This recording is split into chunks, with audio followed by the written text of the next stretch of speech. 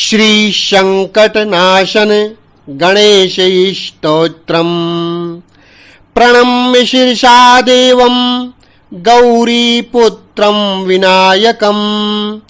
भक्तावासम् स्मरेन् नित्यम् आयुष्कामार्थसिद्धये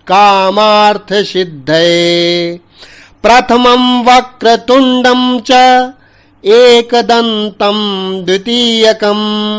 तृतीयं कृष्णपिङ्गाक्षं गजवक्त्रं चतुर्थकं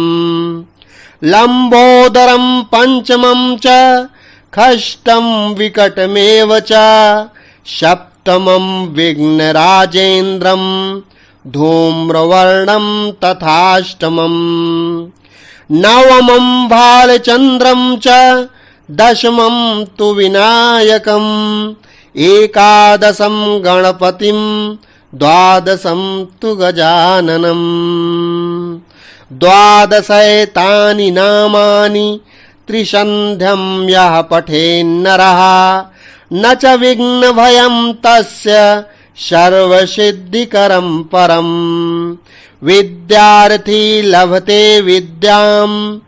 धनार्थी लभते धनम् पुत्रार्थी लभते पुत्रान्